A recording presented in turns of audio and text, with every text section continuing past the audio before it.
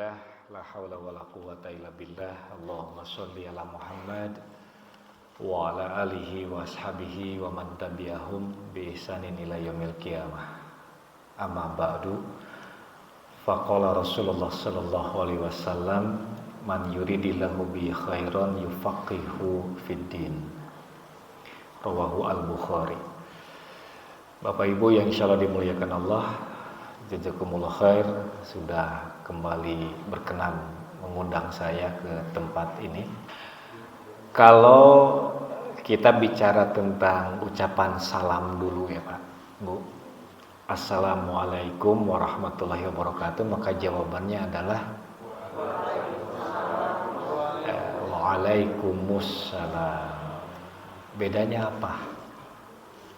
Bedanya kalau jawabannya Waalaikumsalam dengan Waalaikumussalam, bedanya apa? Bedanya pakai S ya gitu ya.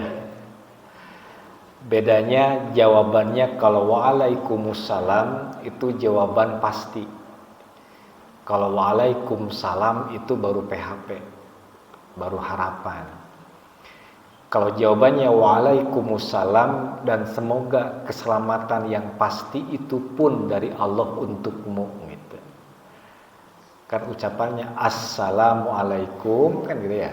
Semoga keselamatan yang pasti datang dari Allah untukmu. Dijawab oleh kita Waalaikumsalam, dan demikian pula keselamatan yang pasti datang dari Allah untukmu juga. Jadi pasti Pak. Dari mana tanda kepastian? Dari huruf alif lam. Dalam bahasa sorof disebut makrifat kan gitu ya. Ahlier cenah cek Bapak karena moal-moal dilelir tenang Pak. Intinya ibadah itu harus punya dasar. Nah, kaitan dengan tugas yang diamanahkan oleh pengurus Masjid An-Nur kepada Nurdin. Kayak ini Masjid An-Nur ya, ditegaskan kepada Nurdin. Kebetulan nama saya Nurdin Bu Pak, nama masjidnya An-Nur gitu. Jadi Majelis Taklim Nurdiniyah ini teh Pak, yaitu seputar membahas fikih ibadah dalam tinjauan Al-Quran dan Sunnah, bukan dalam tinjauan Quran dan hadis, tapi tinjauan Quran dan Sunnah kan ya. Ketika kita bicara tentang masalah fikih atau bicara tentang masalah ibadah, kita perlu semacam pemahaman terlebih dahulu. Yang pertama nih Pak Bu, yang diwajibkan oleh syariat kepada kita, cerdas atau paham? Oke, kenapa? Karena cerdas itu banyak. Tadi di mukadimah saya coba sampaikan salah satu sabda Rasul untuk motivasi bagi kita semua. Rasulullah SAW bersabda begini, "May yuridillahu bi khairan yufaqihu fid din." Yang artinya apa tuh? Barang siapa yang Allah kehendaki dia mendapatkan kebaikan, khairan, mendapatkan kebaikan dengan jenis kebaikan yang tidak terbatas, dengan jumlah yang tidak terhingga, karena menggunakan kalimat nakirah khairan, yufaqihu fiddin, maka Allah anugerahkan kepadanya pemahaman dalam ad-din, dalam agama. Itu Pak. Jadi betul yang tadi Bapak Ibu jawab, tugas kita itu tidak cerdas tapi paham. Bahasa Arabnya paham apa? Fikih atau pakih gitu. Orangnya pakih, ilmu yang dipelajarinya untuk supaya paham disebut ilmu fikih itu Pak. Nah sekarang apa pentingnya urusan ilmu fikih dengan ibadah kita? Kita ngobrol aja ya sampai jam tadi, dengan sampai jam tidak terhingga tadi ya. Insyaallah jam 9 kelar lah Pak, nggak usah malam-malam. Pertanyaannya begini, kenapa kita harus belajar fikih? Kenapa? Ngobrol nyantai aja. Sok. Biar paham. Betul, biar paham. Belajar fikih biar paham. Paham hal apa? Paham hal ibadah. Kenapa kita harus paham dalam hal ibadah? Kita bicara tentang surat Az-Zariyat ayat 56. Ada yang hafal insyaallah ya? Udah di luar kepala lah pasti surat ini ya. Ini kan kumpulan hafiz-hafizoh tuh. Ya 3 surat hafal kan? Trikul? Hafal? Hafiz berarti hafiznya 3 surat. Trikul. Ayat yang populer sering kita dengar. Minimal pernah kita baca walaupun kita lupa nama di surat apa, di ayat apa. Allah Subhanahu wa taala berfirman, "A'udzubillahi minasyaitonir rajim. Wa ma khalaqtul jinna." Lanjut dong. Wal insa illa liya'buduni. Ya, walaupun di sana dibacanya waqaf liya'budun tapi maknanya liya'buduni. Paham tak maksudnya kenapa? Kenapa maknanya liya'buduni walaupun dibaca liya'budun? Kita artikan dulu. Wa ma khalaqtul jinna. Apa artinya? Dan tidaklah aku, kata Allah, ciptakan ajinna, jin, wal insa, dan manusia, illa itu kecuali kan udah paham. Illa liya'buduni, untuk beribadah kepadaku. Makanya kalau membacanya boleh liya'budun, tapi makna tafsirnya liya'buduni, artinya ibadahnya ke Allah gitu. Kalau pengertian ibadah kepada siapapun tujuan penciptaan manusia nanti jadi salah kaprah. Nah, ketika kita disuruh oleh Allah, memang tugas dan fungsi kita diciptakan untuk ibadah kepada Allah, berarti dalam hal kita ibadah ke Allah harus sesuai dengan instruksi siapa? Instruksi dari Allah. Nah, dari mana ibadah kita bisa sesuai dengan instruksi Allah? Kecuali dengan ilmu. Ilmu yang mempelajari itu disebut ilmu fikih. Maka kalau kita bicara apa sih urgensinya belajar fikih? Apa pentingnya belajar fikih? Ayo dong, meni dijawab nih sarombong kieu orang dia mah. Apa pentingnya belajar ilmu fikih? Agar ibadah kita kepada Allah itu sesuai dengan instruksinya. Instruksi siapa? Instruksi Allah. Yang kemudian instruksi Allah itu dipraktekkan atau diimplementasikan oleh sunnah Rasulullah.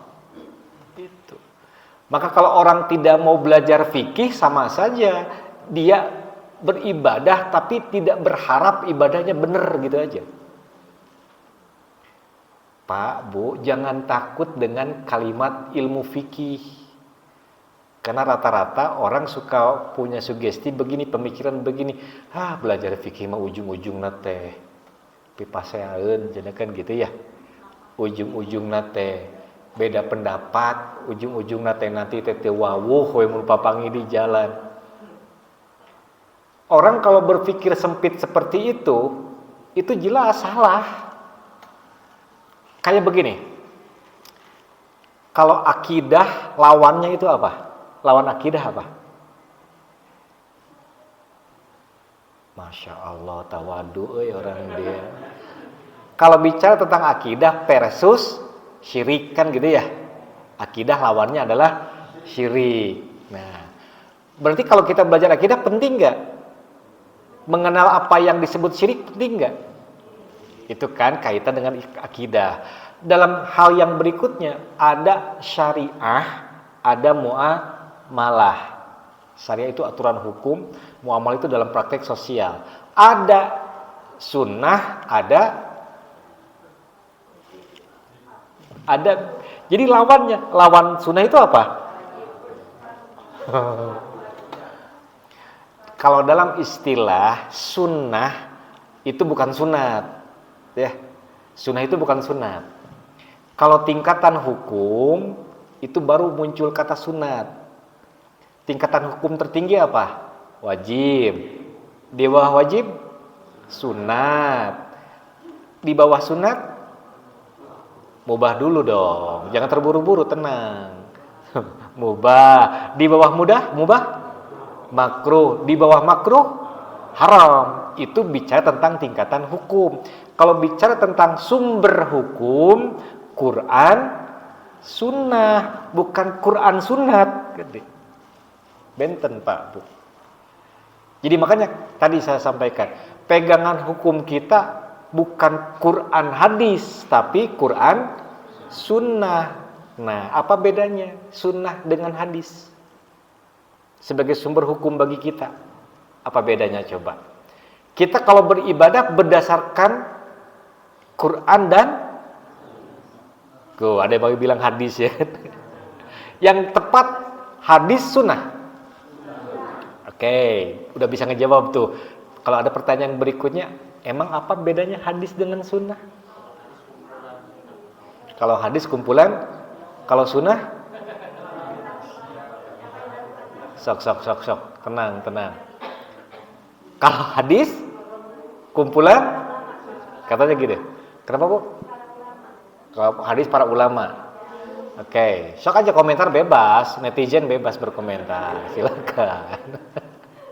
Begini Pak, Bapak pernah dengar kalimat hadis doif, hadis soheh, hadis hasan? Pernah dengar nggak? Sunnah soheh, sunnah doif, sunnah hasan? Pernah? Yang Bapak dengar itu hadis atau sunnah? Artinya berarti gimana? Begini Pak, kalau hadis itu belum tentu sunnah Pak.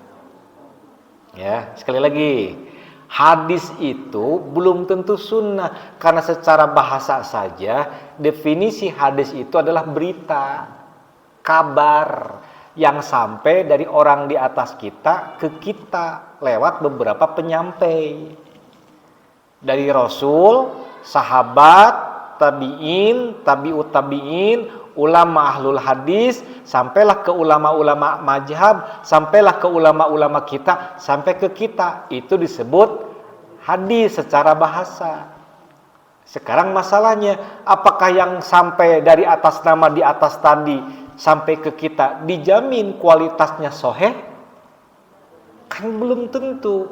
Maka hadis itu kabar artinya, yang datang ke kita lewat perantaran orang-orang di atas kita. Kalau sunnah apa? Sunnah itu hadis yang dijamin soheh atau minimal hasan, yang datang dari orang di atas kita beritanya. Makanya tidak setiap hadis itu sunnah. Tapi kalau dikatakan sunnah, berarti itu adalah hadis yang soheh, maksimal, minimalnya hasan, minimalnya sekali doib atau hasan li goirihi, kan gitu Pak. Liar teh ya keun beda ngaji mada kudu liar teh. Kan namanya juga kajian berarti mikir. Lamun pangajian mah berarti ya kitu teh. Kadang-kadang sok barho dengan ya bubar poho gitu. Tapi Bapak Ibu ada kabar gembiranya kan begini sabda Rasulullah. Tidak dijamin orang yang datang ke pengajian itu bakal dapat informasi ilmu yang sama. Gak dijamin. Sok Bapak berapa orang di sini, Ibu berapa orang di sini. Apakah dari pertama saya berucap sampai sekarang semuanya sama menerima informasi? Itu mah tergantung naon cing, tergantung tingkat loadingnya masing-masing. Itu mah tergantung otaknya kan ya. Aya anu ngaloading telila gitu kan, aya anu ngalamun heula gitu.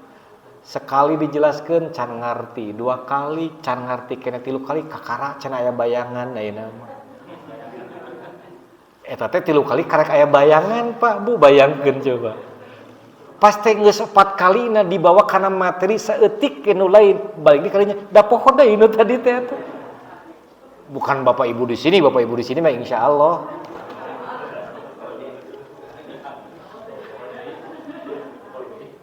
Ada juga yang cepet nangkepnya, tapi cepet oge pohona aya.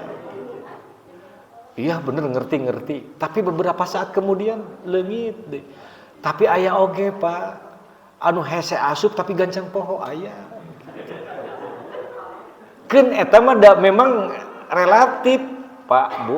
Cuman ada kepastian yang sama apa? Orang yang datang tolabul ilmi dijamin 3 perkara oleh Rasulullah SAW. 1, nama dia rame disebutkan oleh penduduk langit. Tuh Pak. Jadi Bapak Ibu teh populer di langit teh. Iya, jadi selebritisnya langit Bapak Ibu teh. Terkenal. Nama Bapak, nama Ibu teh disebut oleh malaikat bergemuruh selama kita kumpul di masjid, nama kita disebut-sebut oleh para malaikat di langit. Terkenal nama kita. Maka kalau ingin terkenal jangan di dunia maya, kalau ingin terkenal masuk ke masjid. Yang kedua, ketika kita ada di masjid, thalabul ilmi, kita dapat doa dari para malaikat. Apa doa dari para malaikat? Ya Allah ampuni dosa mereka. Ya Allah berkahi umur mereka, berkahi rizki mereka, berkahi keluarga mereka, diberkahi, didoakan oleh para malaikat. Gak keren kumaha coba. Ari ngaji gratis mayar. Gratisnya. Dapat doa siapa? Para malaikatnya. Tapi nahabat hese karena pengajian. Tunuh. Jujur sih Bu, benar. Ya memang begitu dah. Tapi ingat kata Ali bin Abi Thalib ya. Ali punya 3 nasihat. Berhati-hatilah ketika kalian akan melangkahkan kaki ke tempat ilmu. Karena di sana setan menghalang-halangimu. Dan kalau kamu berhasil masuk ke tempat thalabul ilmi, maka setan tetap akan berupaya menghancurkan ibadah thalab ilmu kamu. 1, dengan cara menaburkan tepung ke mata kamu. Sok beda tadi Bapak ngobrol di luar cerah tuh. Asup ke masjid. Rumah Pak ngadadak berat teh. Yang kedua, setan menaburkan paku di tempat duduknya. Marukana coba duduk di masjid asa kumaha bujur. Eleke sekeng dah tuh. Asa panas gitu kan ya. Yang ketiga, mendatangkan hayalan dalam pikiran. Badan di masjid, pikiran maka berhati-hati. Karena gede pahalanya masalah nama. Sampai ada orang yang tidak niat ngaji di zaman Rasul ya. Ada orang yang tidak niat ngaji. Dia cuman lari dari kejaran orang lain. Sembunyi di masjid. Dicatat ke malaikat lagi dengerin pengajian. Padahal prengnya teteh. Tengah aja pingin ngaji, tapi pas aya pengajian asup ku malaikat dicatat ke ngaji Pak Bu. Komo nu ngahaja ngaji siga kieu kan ya. Eta gede pahalana. Oke, balik lagi ke fikih tadi. Apa tujuan diciptakan oleh Allah kita itu? Untuk ibadah. Bagaimana yang namanya ibadah supaya diterima oleh Allah itu? Harus sesuai dengan instruksi dari dan cara dari Rasulullah SAW. Karena pedoman hidup kita Al-Quran dan Sunnah. Masih ingat kan tadi bedanya Sunnah dengan Sunat? Hadis dengan Sunnah beda kan? Udahlah, udah dikuasai itu mah ya. Gak usah diulang lah ya. Bisa ketinggalin ke beda pohona. Cukup penuh tadi mah ya. Mau dites moal. Udah apal kalau aku mage poho deui ngan kita api-api we nya, api-api we apalah ya. Apa udah wajahna jelas silih tarungkul ngadadak ibu-ibu mah. Saya ditanya, "Moal Bu, tenang." Kita lanjut. Setiap kita ketika bicara tentang ibadah, maka harapan kita dari ibadah itu ingin dapat apa? Pahala. Kalau kita berharap dari ibadah ingin dapat pahala, ikhlas enggak sih itu? Iya, kita punya pamrih. Kan pamrihnya ingin dapat pahala. Dari siapa? Ikhlas enggak sih kalau gitu? Sok. Ngemut. Ibu bapak datang dari rumah ke masjid, sholat berjamaah di masjid, isya, nunggu pengajian dan pengajian dilaksanakan, tujuannya pingin dapat apa? Tidak mau dapat pahala ibu. pahala bonus. Ridho Allah utama. Tapi ternyata Bapak Ibu, saya luruskan. Kalau kita melaksanakan ibadah kepada Allah dengan harapan ingin dapat pahala dari Allah, itu kategorinya ikhlas. Karena berharap pahalanya dari Allah. Apa arti ikhlas teh sih? Kade ikhlas ridho. Ikhlas ridho eta mah atuh lagu sabilulungan atuh. Apa arti ikhlas? Tanpa pamrih, naon deui? Tanpa paksaan, naon deui? Saya terbiasa lamun aya jawaban naon deui berarti can bener nu tadi teh. Cuman kan piraku kudu disalahkeun, naon deui kitu. Sok we, akan ada ke titik temuna. Apa arti ikhlas? Dari asal kata apa ikhlas? Khalaso. Apa artinya? Murni.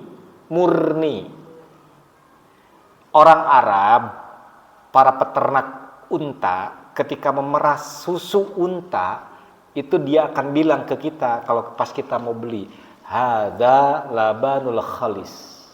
Ini susu murni. Kenapa? Diperas langsung ditampung di wadah. Tidak ada satu unsur pun yang masuk ke dalam gelas itu, walaupun setetes air. Karena ada masuk setetes air yang mencampuri susu tadi, maka orang Arab dengan jujur mengatakan, hadza laisal khalis, ini bukan murni lagi. Maka ibadah kita dikategorikan ikhlas itu apabila murni,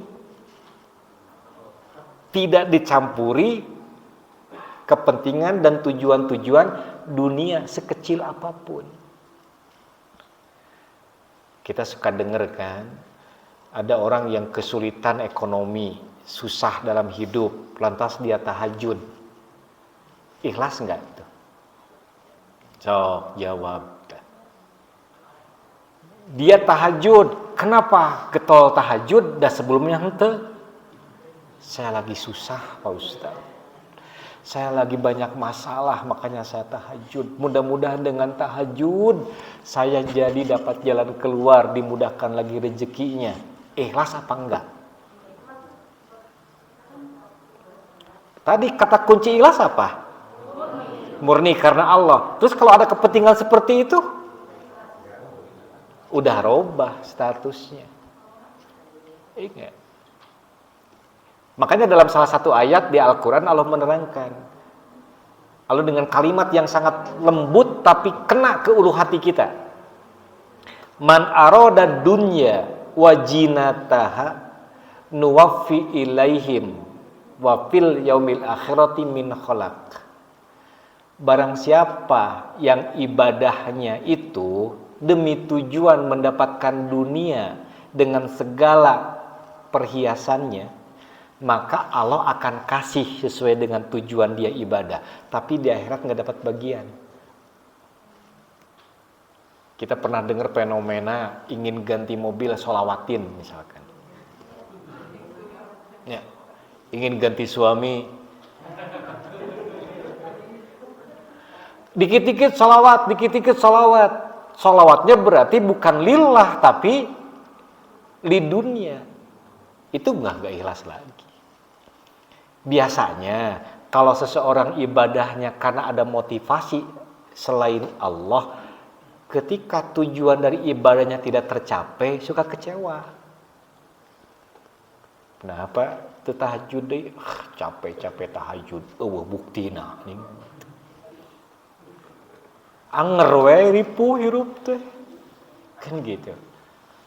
Tapi ada juga ketika berhasil sesuai dengan tujuan dia melaksanakan ibadah, pas berhasil berhenti dari ibadah itu. Pak Haji masih kayak getol tahajud, geus beres da urusan anak ge. Eta haji nepi ka kitu. Bukan orang sini insyaallah. Nah, jadi tujuan ibadah itu untuk ikhlas. Karena Allah semata.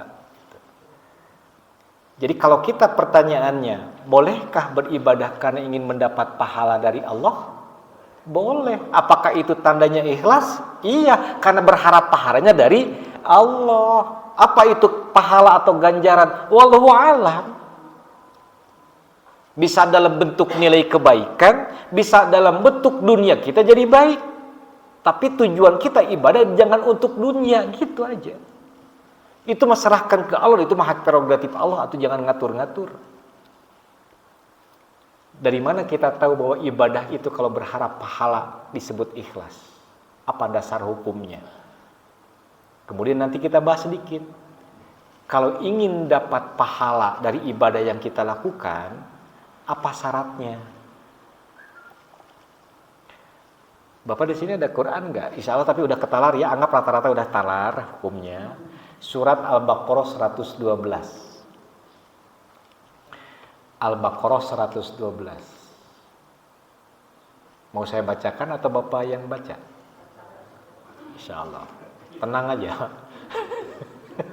Bapak terima beres lah. Surat Al-Baqarah ayat 112. Ini ayat yang menjelaskan syarat kalau ibadah yang kita lakukan ingin mendapatkan pahala dari Allah. Bagaimana bunyi firman-Nya? A'udzubillahi minasyaitonirrajim. Bala man aslama wajhahu lillah wa huwa muhsinun falahu ajruhu inda rabbih wala khaufun alaihim walahum yahzanun. Saya ulang.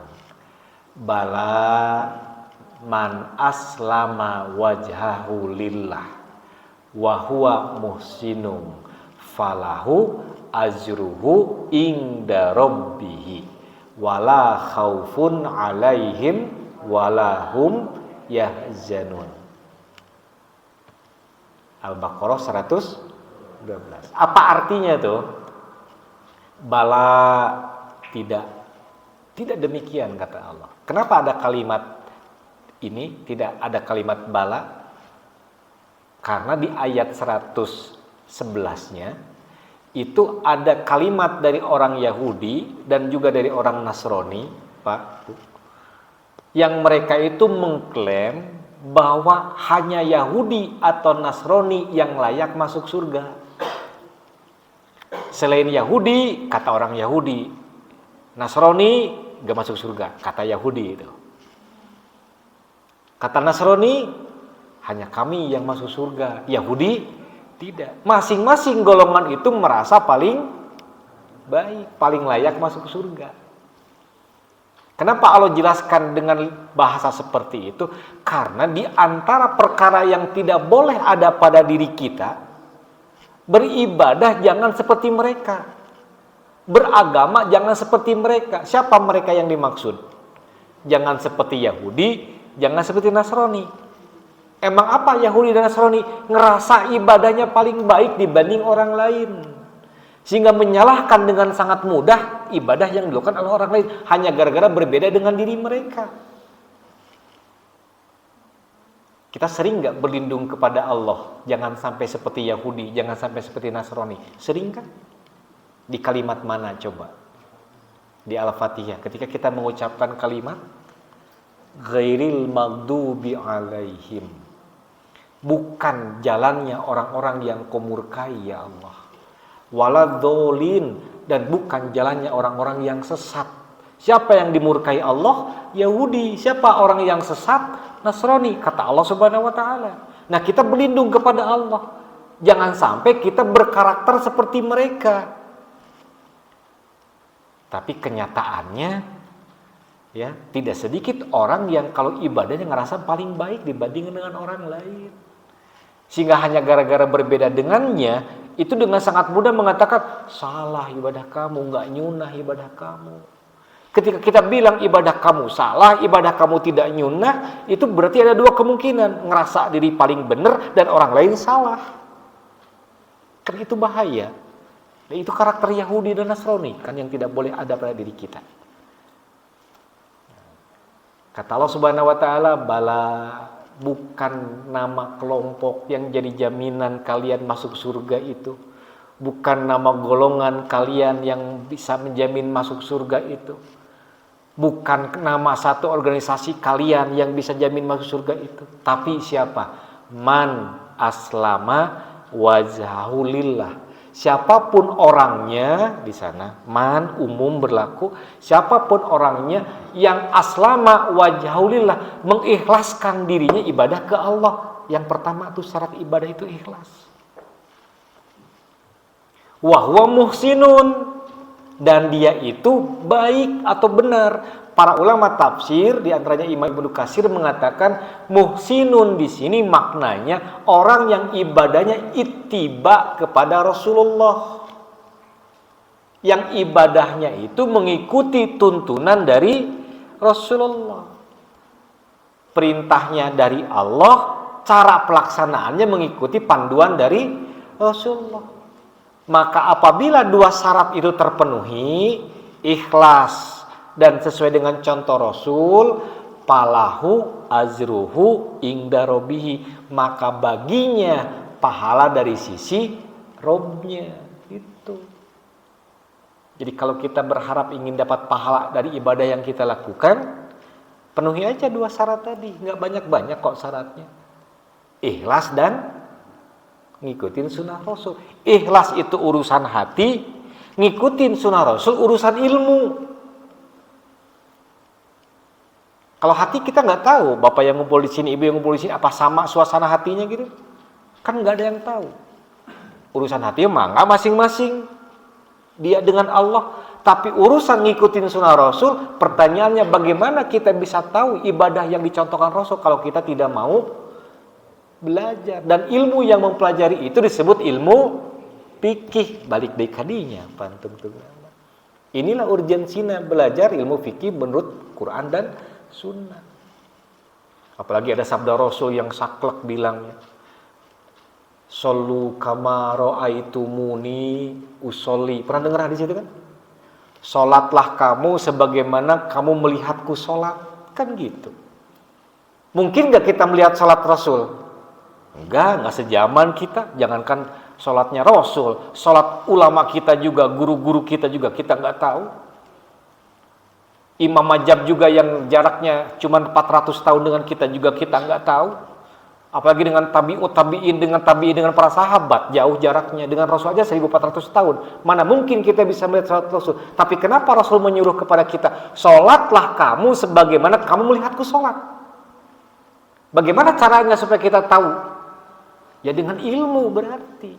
Nah, ilmu yang mempelajari bagaimana praktek salat, tata cara salat itu adalah dengan ilmu fikih. Makanya penting nggak belajar ilmu fikih itu? Penting. Seperti pentingnya kita akan udara, seperti pentingnya kita akan air. Kalau orang alergi dengan belajar ilmu fikih, sama saja dia berharap ibadahnya ditolak Allah.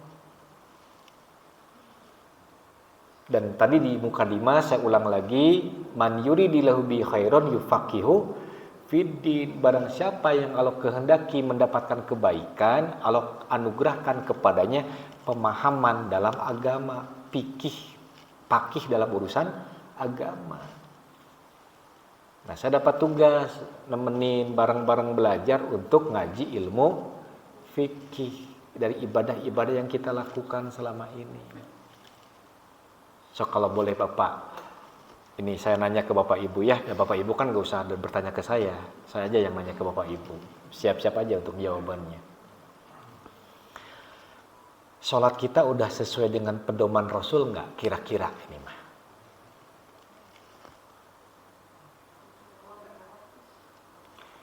Iya mah ditanya kalau kajar rempek. Sholat kita yang selama ini kita suka lakukan nih, sudah sesuai nggak dengan pedoman dari Rasulullah SAW? Dari mana kita tahu bahwa itu insya Allah benar, sesuai sepertinya, lagi berusaha? Dari mana kita tahu itu? Belajar. Lewat belajar ya. Belajar ilmu apa? Fikih. Kitab fikih yang dipelajarinya apa? Bulughul, tata cara sholat, Bulughul Maram. Ada Bulughul Maram, ada tata cara sholat, ada paduan sholat dan sebagainya, ya banyak ya. Tahu nggak hadis-hadis yang dijadikan pegangannya itu sahih? Jangan-jangan kita hanya baca hadis, kualitasnya kita nggak tahu. Baca hadis juga enggak, malah tuh ada jawaban jujur lagi. Terus sholat kita kumaha tuh?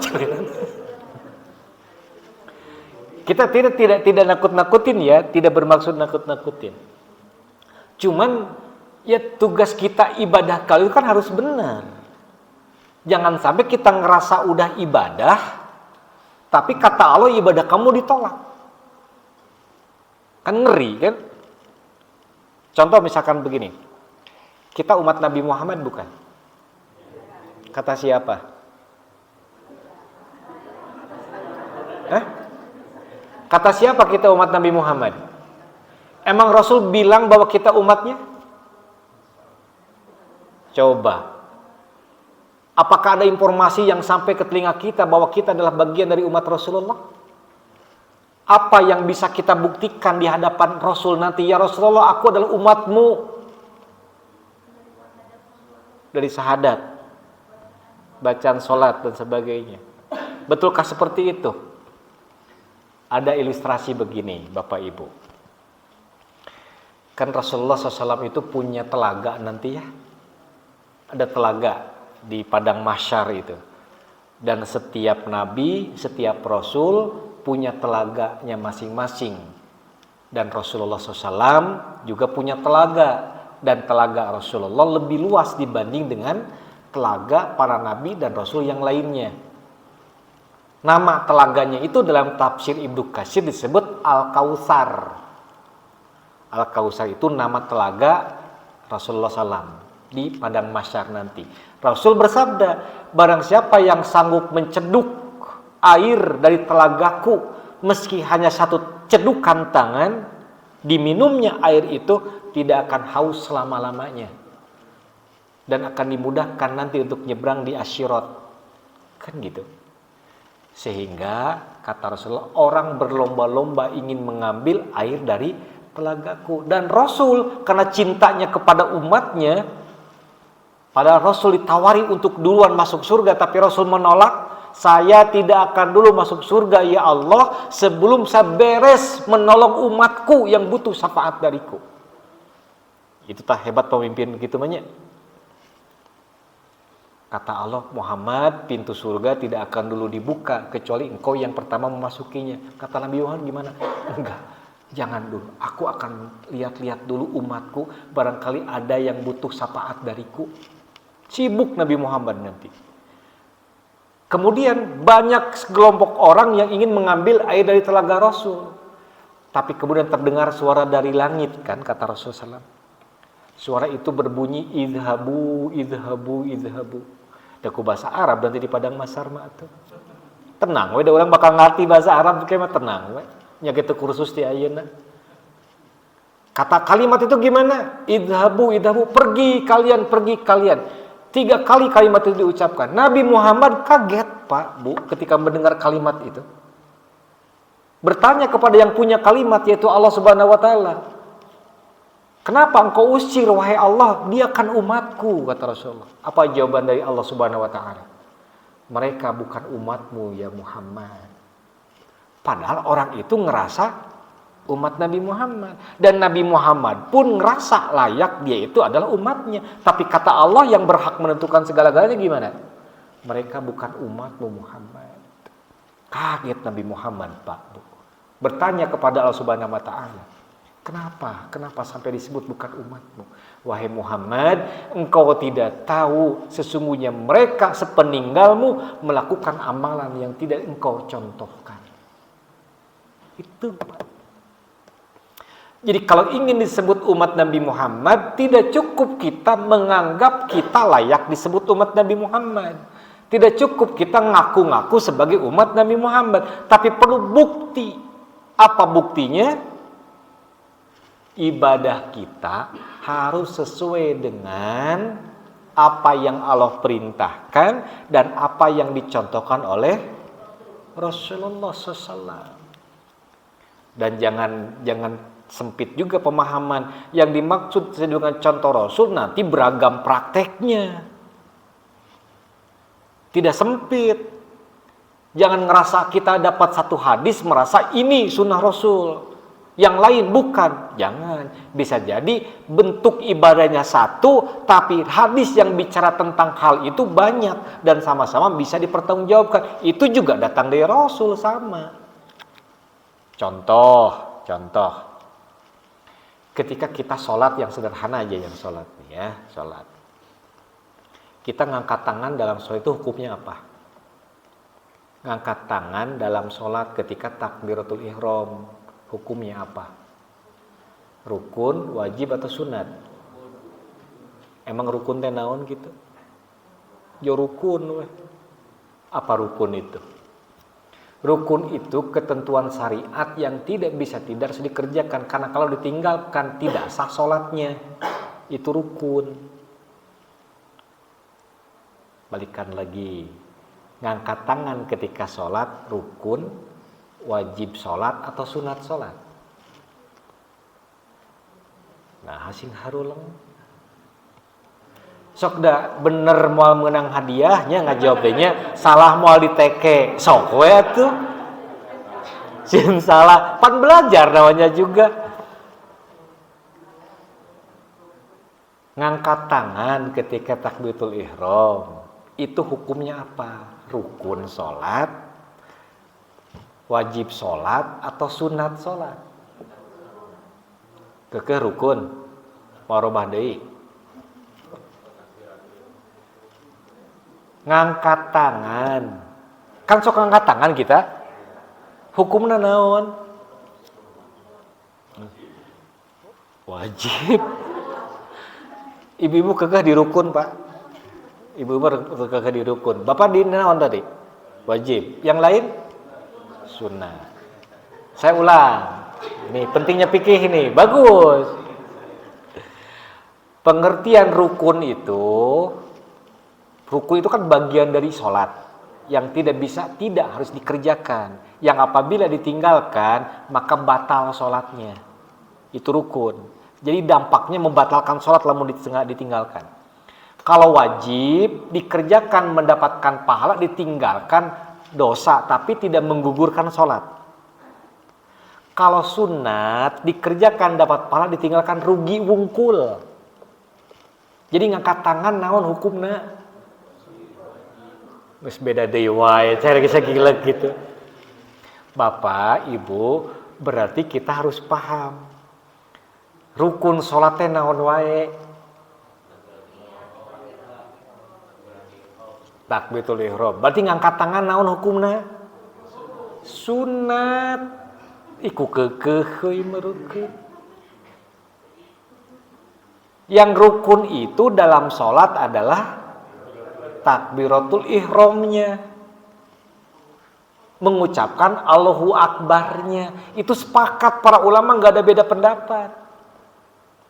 Kenapa? Karena dalil dari Rasulullah SAW jelas mengatakan sholat itu adalah miftahus sholah tohurun, wa tahrimuhat takbirun, wa tahliluhat taslimun.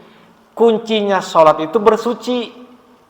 Haramnya sholat adalah dengan takbiratul ihram. Halalnya sholat dengan salam. Sepakat tuh.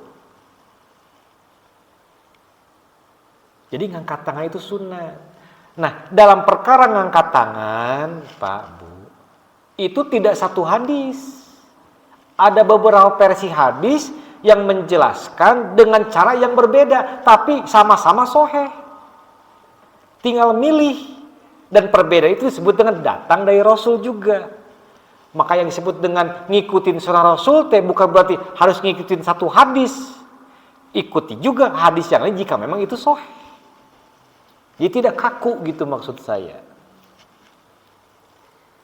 Malah yang penting tadi Pak, Bu, kalau kita takbiratul ihram kan rukun ya tadi teh ya. Dalam kitab Safinatun Najah itu diterangkan Pak, Bu, bahwa ada syarat takbiratul ihram itu ada 15. Kaget. Karek takbir itu. Syarat takbiratul ihram itu ada 15. Kalau bapak ibu tidak sholat tapi tidak takbiratul ihram, sah teu sholatna? Henteu kan? Bapak takbiratul ihram, ibu takbiratul ihram tapi tidak memenuhi syarat, sah teu takbiratul ihramna? Henteu, sah teu sholatna? Henteu. Padahal aya 15 syaratna. Kalem we heula. Ini pentingnya fikih tuh. Belajar fikih untuk memperbaiki ibadah kita kepada Allah. Nanti insya Allah kalau Bapak memang betah dengan kajian fikih, saya berharap tematik Pak. Jadi dari mulai bab bersuci dulu. Ya, bersuci kan macam-macam juga kan. Ada loh, misalkan puntennya, saya bukan ngetes, cuman pingin tahu. Air rukun wudu aya saberiji. Anggota wajib yang diwajib dibasuh dalam wudu ada berapa anggota? Tuh kan bila kali itu leungeunna refleks kan. Padahal wudu unggal salat kita teh, tapi pasti ditanya sok refleks eta teh nya aneh. Rukun wudu atau anggota wajib yang wajib dibasuh ketika wudu ada berapa? Genep cenah. Tadi 3, ini genep.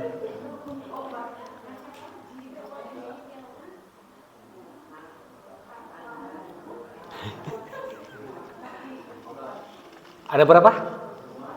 5 seru deh tadi. 3, genep, gejlig 5, 4. Sepakat 4? Sepakat 4 ya? Ibu tadi dulu genep sepakat jadi 4.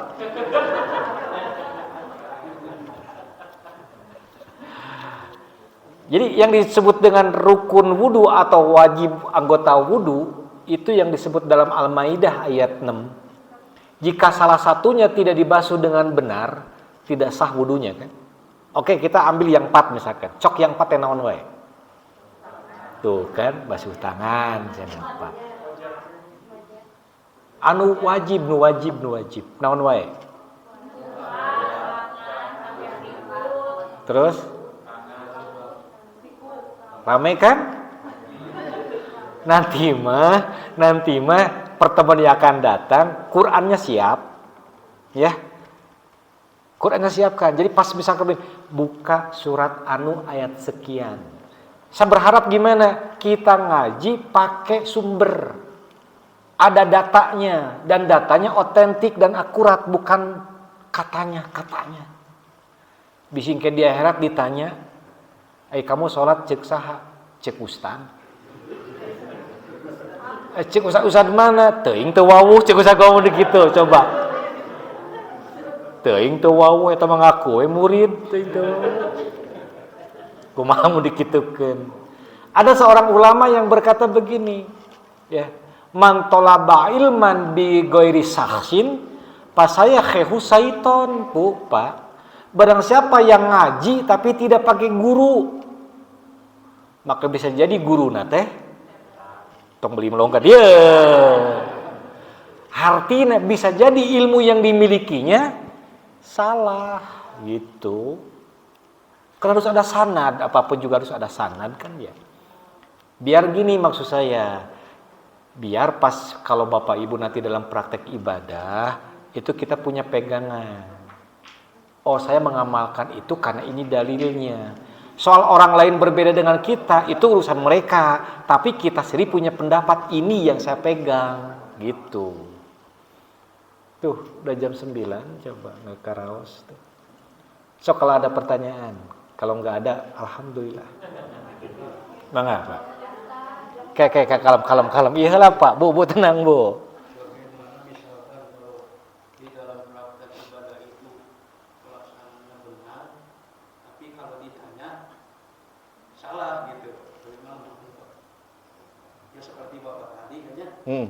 Misalkan wudu seseorang itu benar, tapi kalau ditanya masalah rukun sunat lupa lagi misalkan tidak hafal gitu. Tidak hafal.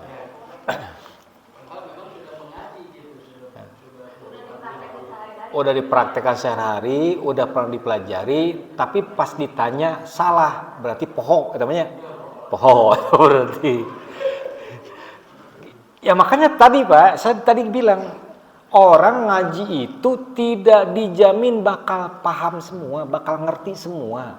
Tapi yang penting udah dapat jaminan bakal menang pahala etawenya jelas kan Pak Bu.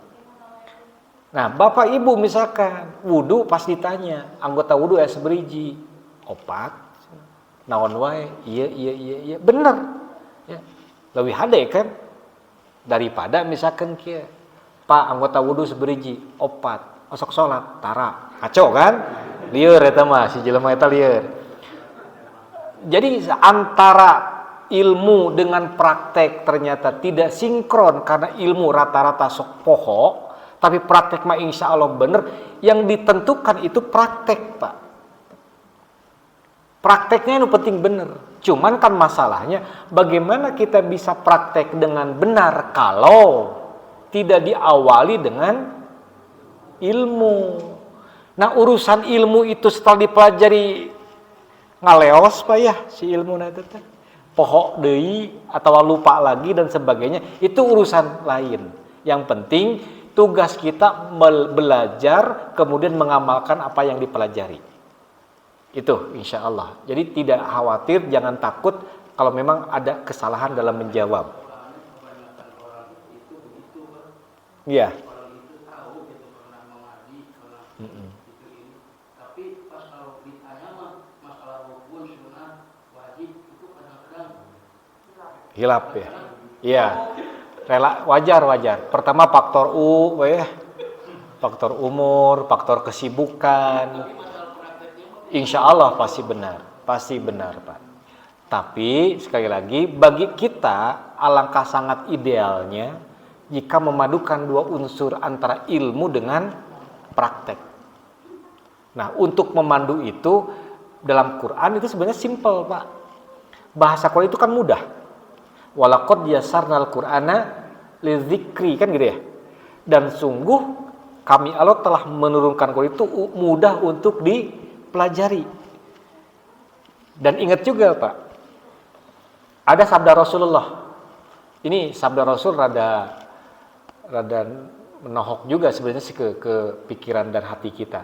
Karena Rasul sabda tegas begini. Di akhir zaman itu Pak, di akhir zaman itu banyak orang yang mendirikan sholat atau banyak orang yang melaksanakan sholat tapi dia tidak dapat pahala dari sholatnya kecuali hanya berdirinya saja. Kan itu rada ngeri juga itu. Ruba qaimin kata Rasulullah. Banyak orang yang berdiri sholat. Laisa lahu jajaun. Tapi tidak ada pahala dari sholatnya itu. Illa min qiyamihi. Kecuali hanya sebatas berdirinya saja. Makanya kalau para sahabat Rasul, kalau kita bicara tentang salafus soleh ya, orang-orang terdahulu, itu mereka kalau ngaji Quran, kata Ibnu Abbas, saya kalau sekali ngaji dengan Rasulullah SAW itu paling banyak 10 ayat yang dibaca. Dan saya tidak akan datang lagi ke Rasul untuk minta tambahan ayat sebelum 10 itu saya hafali, saya mengerti dan saya amalkan. Padahal kita mah lebih ti Ibnu Abbas atau kita mah ya. So kita mah Ibnu Abbas mah eleh ke urang atuh. Ibnu Abbas 10 ayat kita mah bisa hatam urang mah. Tapi kan yang dibutuhkan bukan itu. Yang dibutuhkan itu apa? Pengamalan. Ya kan? Itu yang dituntut, Pak. Maka kalau saya nanya ke Bapak Ibu, apa bedanya Islam dengan Muslim? Bapak Islam apa Muslim? Apa bedanya dengan Islam? Islam itu status. Muslim itu kepribadian. Kita udah jadi Muslim atau baru Islam? Emut tuh sok. Karena Muslim itu karakter, kepribadian. Kalau Islam itu status, di KTP tertulis agama Islam. Tapi apakah setiap orang yang berstatuskan Islam kepribadiannya? pertanyakan we eta. Dan kalau kita cari tahu informasi dari Rasulullah mah ternyata karakter muslim itu gampang secara teori tapi praktiknya berat. Al muslimu kata Rasul ya. Al muslimu man salimal muslim min lisanihi wa yadihi sakitu para muslim yang benar itu adalah yang bisa menyelamatkan muslim yang lain dari mulutnya dan dari perbuatannya. Kakara ta muslim. Kita getol sholat, kita getol tadarus Quran, kita getol dikir, tapi mulut getol nyakitin perasaan orang, baru Islam belum muslim. Kau mau ngagibah together mah. Nepikeun kayak gibah syar'i segera rupanya. Emang gibah syar'i di masjid cenah Bu ngagibahna. Di tariung deh ngagibahna teh. Gibah syar'i cenah. Insyaallah bapak-bapak mah jarangnya. Jarang kan? Jarang tinggalin gitu. Sok, apa lagi ada pertanyaan? Ini baru motivasi awal saja. Nanti ke inti dari pelajaran fikih saya mohon Bapak siapkan juga Qur'annya. Ya, biar fokus kita ngajinya punya dasar, Pak, punya argumen. Bukan untuk kita lah minimal, tapi kan kita punya turunan. Kita punya anak keluarga yang harus kita juga ajari, apalagi laki-laki. Kalau ya mengatakan yang perlu dipersiapkan apa itu? Enggak banyak-banyak, Cikopi itu. Ya kan? Cikopi setuju Pak? Setuju Cikopi. Asli Pak. Itu mah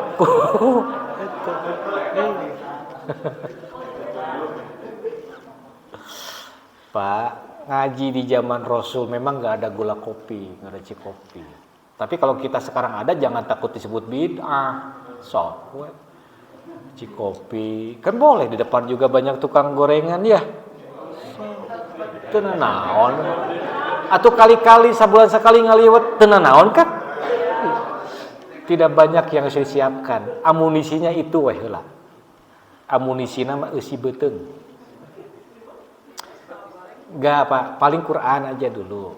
Karena saya pernah nanya ke Kang Dani juga apa mau runut pada kitab, udah jangan dulu pakai kitab ya. Sementara kita langsung ke yang pokok dulu Quran. Nanti dari Quran ada pemecahan masalah lewat informasi sunnah yang disampaikan. Kalau saya sendiri sih udah nyiapin beberapa kitab fikih, tapi nanti pilihan tergantung ke bapak-bapak. Kalau tertarik dengan lebih fokus ke satu kitab, ayo kita kaji juga kitab. Biar pas pulang ke rumah teh rada gaya atau bari mawa kitab. Di mana pengajian? Eta kitabna gundul atuh ieu mah keren atuh. Ngaji kitab gundul paingan cenah eta mah nepi ka sirah nepikeun ka. Nah gitu kena teh. Gampang Pak ya, dimudahkan lah insyaallah. Sok kalau ada pertanyaan lagi.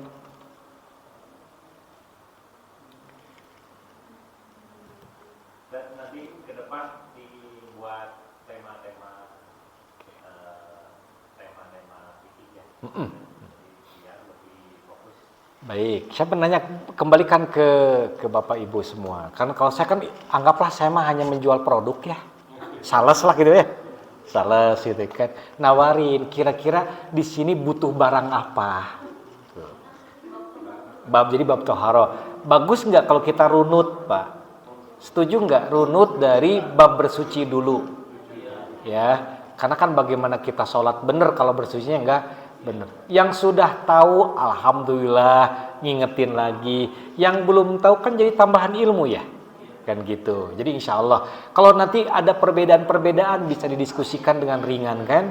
Makanya tadi kenapa ada kopi itu diskusi itu. Diskusi dengan kopi itu lebih enak Pak biasanya. Begitu, ya. Jadi kita runut temanya dari bab toharoh, bab toharoh. Bab toharoh kan ada 3 ya. Apa aja? Wudu, terus tayamum, terus mandi wajib kan? Nah itu. Kita bahas poin demi poin, hadis-hadisnya, ayat Qur'annya gitu. Saya lebih suka bentuknya itu diskusi Pak. Bu. Karena kalau monologis ya, lah saya ngablam-blam gitu. Khawatir sebenarnya. Saya baca kitab tungkul, bapak ibu gitu tungkul. Saking khusyuknya kita sama-sama tungkul. Itu. Tapi kalau dialog satu bab tentang ini bersuci misalkan, ini ayat Qur'annya, ini hadisnya, mana yang kurang dipahami, yuk kita pecahkan bersama, gitu.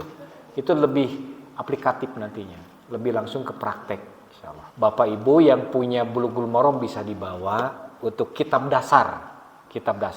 Kalau yang tidak punya Bulughul Maram, kitabnya ada aplikasi Bulughul Maram, bisa ngedownload gratis di apa tuh namanya teh?